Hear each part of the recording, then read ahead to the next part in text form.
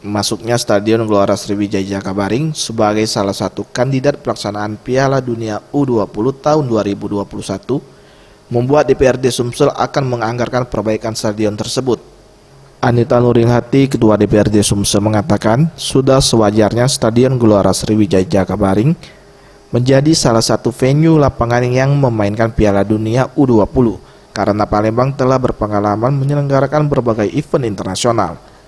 DPRD Sumsel menunggu usulan dari tim anggaran pemerintah daerah untuk dimasukkan ke dalam APBD perubahan. Sumatera Selatan menjadi salah satu tuan rumah Piala Dunia sepertinya memang sudah seharusnya, karena di seluruh Indonesia yang mempunyai fasilitas olahraga yang lengkap itu hanya di Sumatera Selatan. Kita bangga punya Jakabaring Sport City, kita bangga punya Gelora Sriwijaya yang ternyata sudah diakui bahwa itu kelas dunia. Nah, untuk seperti dalam anggarannya? perencanaannya, untuk anggaran pelaksanaannya nanti tentunya kami menunggu dari usulan dari TAPD karena kita ini belum membahas APBD perubahan.